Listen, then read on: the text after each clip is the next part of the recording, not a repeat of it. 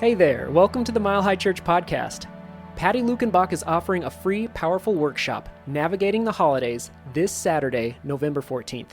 The holidays are not easy for those of us affected by loss. Come experience powerful ritual, ceremony, and connection as a way of reframing the holiday season this Saturday, November 14th. Visit milehighchurch.org for details. And now, Reflecting Our Hope with Linda Rengel. Let me ask you a question. Do you feel hopeful? Do you feel that life is good? You know there's a t-shirt company by that name, Life is Good. You may recognize their logo, that familiar flower with the words underneath it. And some of us will remember the kids here at Mile High Church selling those t-shirts out on our patio as a fundraiser for things like going to camp. Remember those days? We gathered together.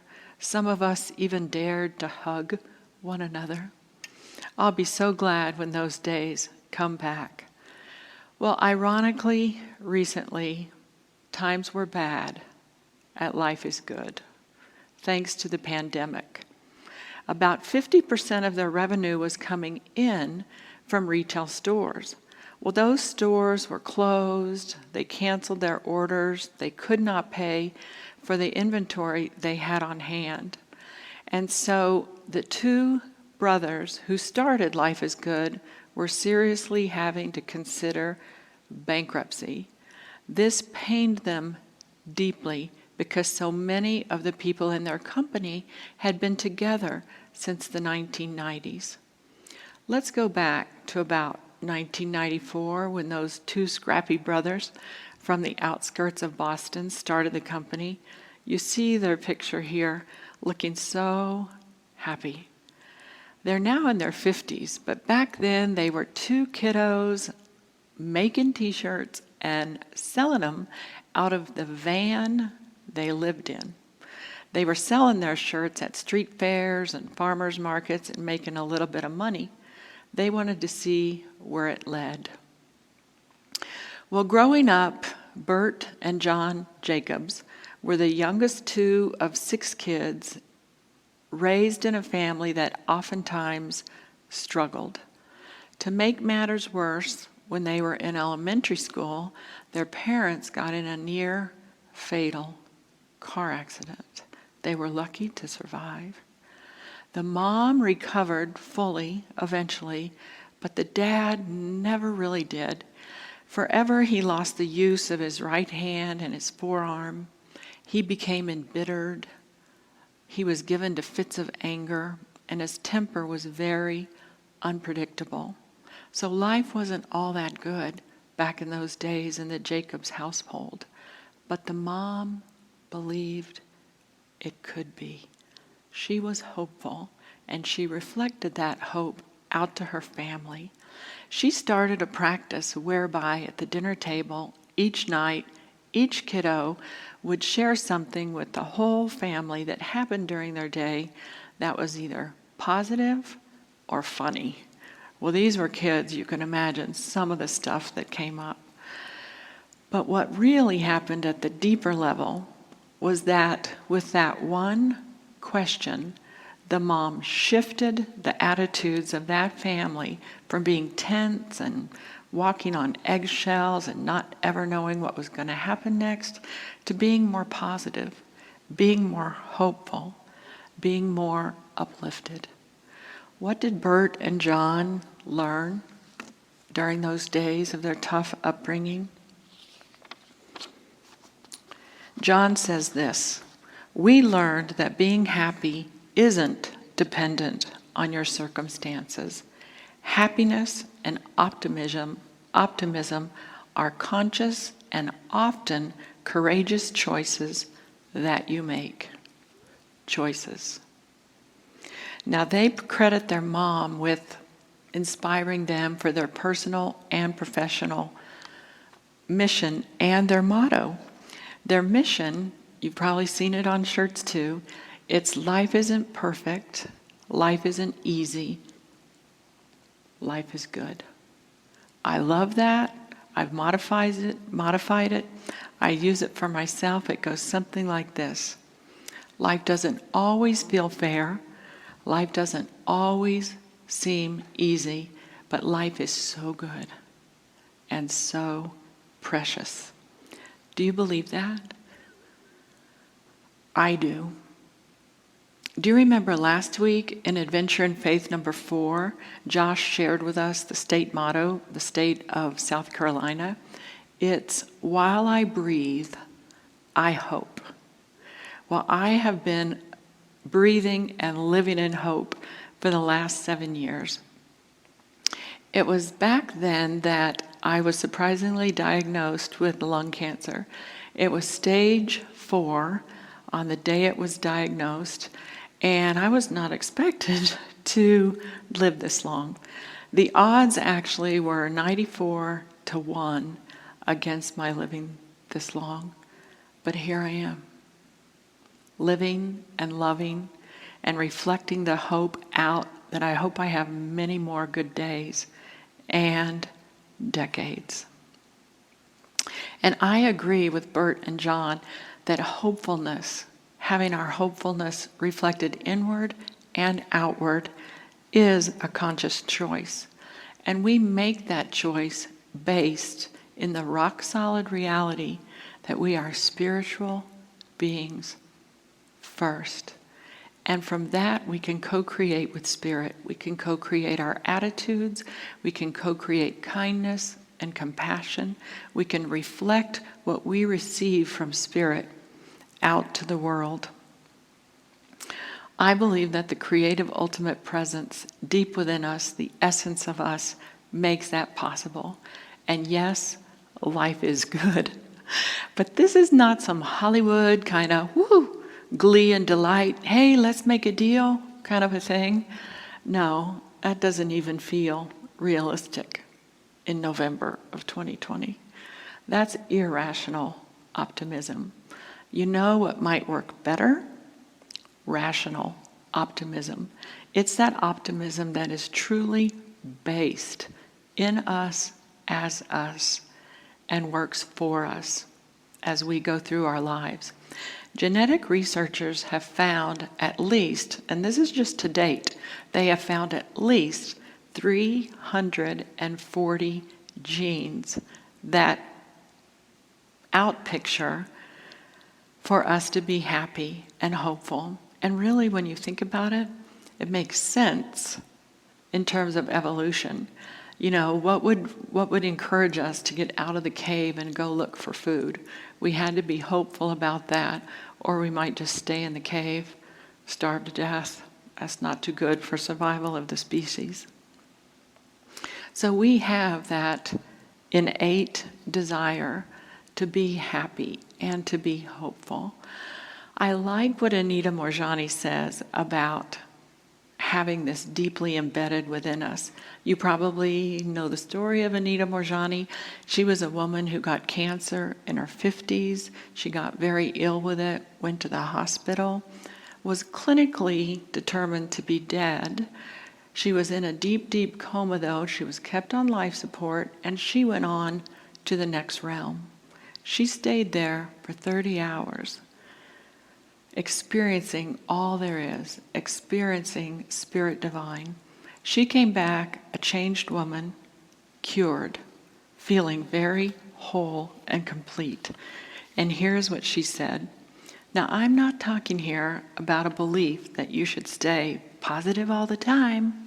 No, not at all. I am talking about something much deeper.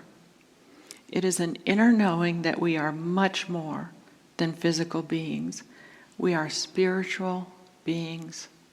We are spirit. And we can live from that spiritual well of knowing that hope springs eternal for us, for our families, for the community, for the world. And that spring never goes dry. But you know, we are spiritual beings first and foremost, having a physical, biological existence. And sometimes the ways of the world get to us. It might be physical or emotional or mental or spiritual, relational, financial, occupational, a lot of stuff can get us down. I know I was down in that place where things look a little bit hopeless and you feel a bit of despair. For me, it was 19 months ago. Through some testing, it was found that the cancer in my lungs had moved to my brain in 3 places. And really, I was in the dumps. It was a tough place, it was a dark place, and I could feel in my gut that it just wasn't a good place for me to stay.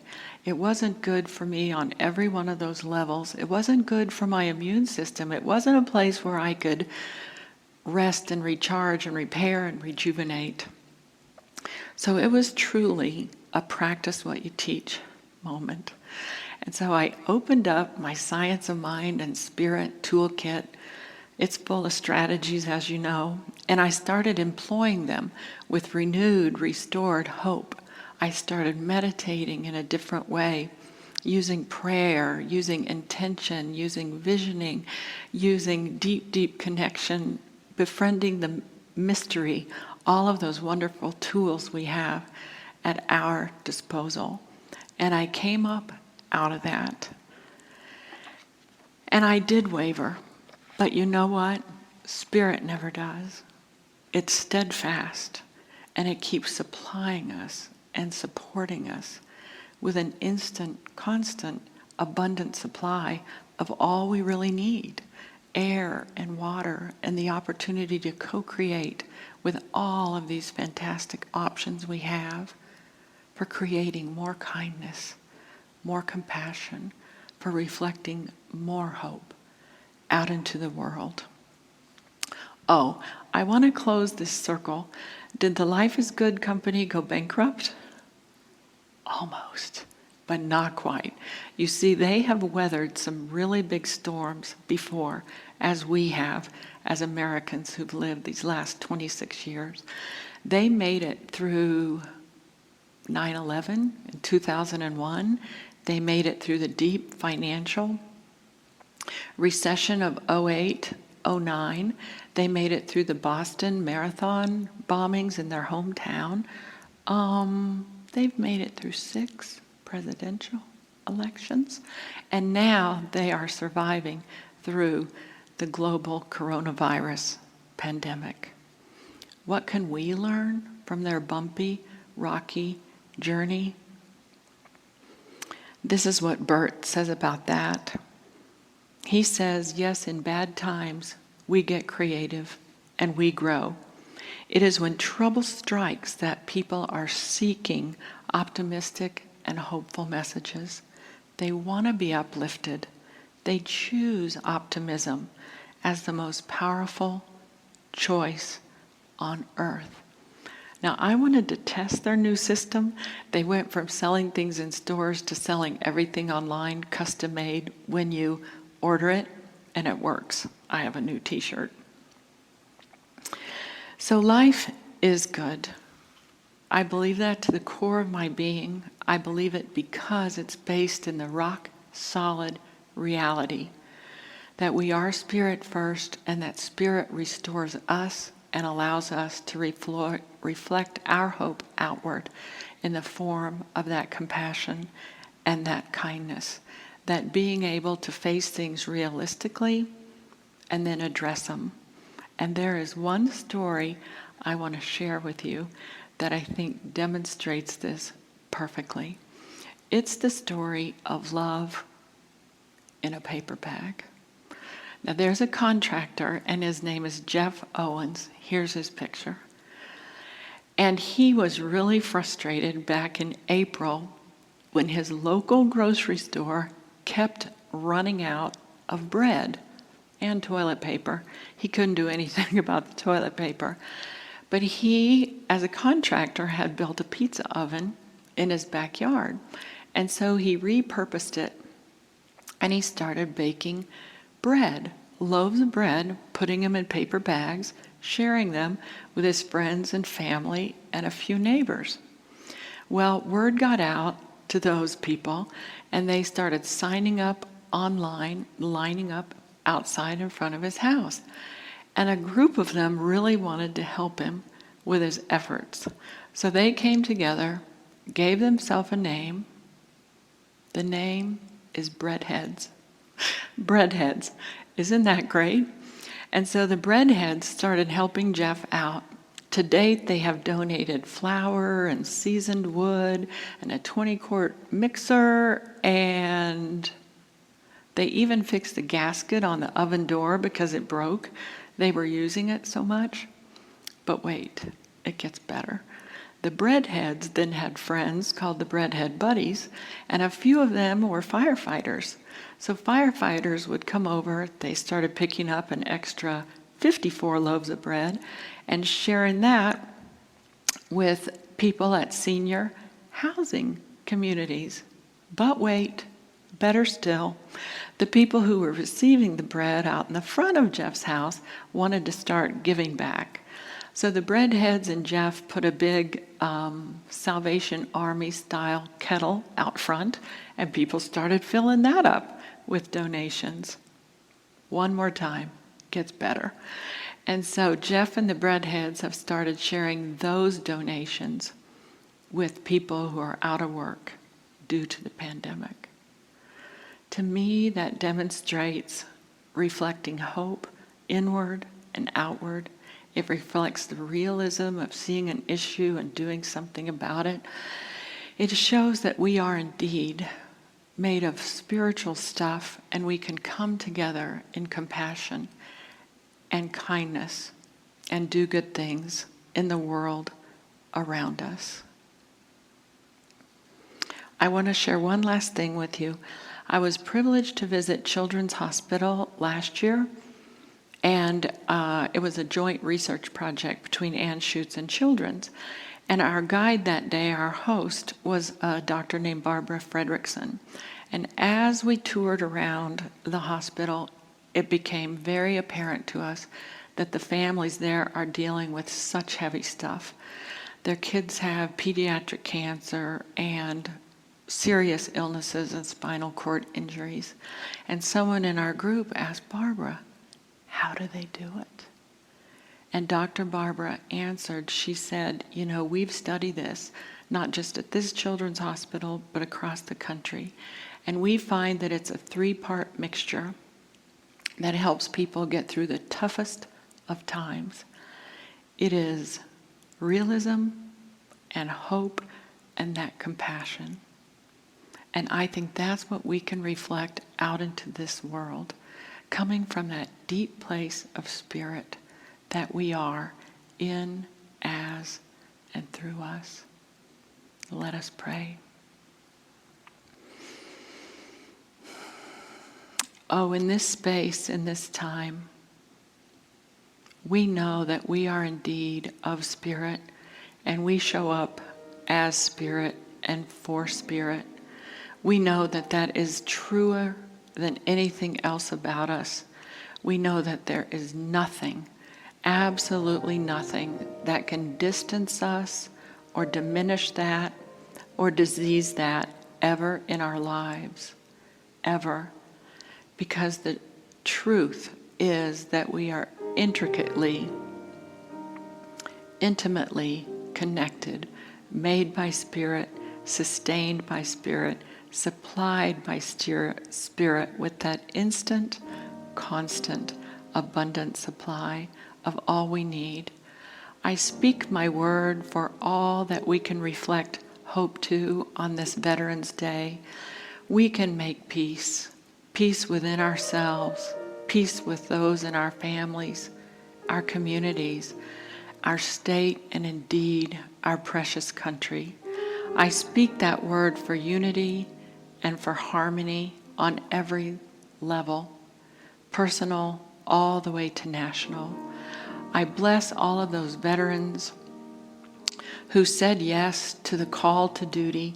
I bless all of us who answer the call in this day to show up as love, to say yes to compassion, to reflect what we feel, that God-given peace in our hearts, to reflect that out to others as we move forward in an uplifted, renewed, outstanding way as we reflect hope to the world. Please join me in saying, and so it is. Thank you for listening to the Mile High Church podcast. This podcast is made possible by the generous contributions from listeners like you. If you'd like to make a donation, please visit us at milehighchurch.org. Have a fabulous day.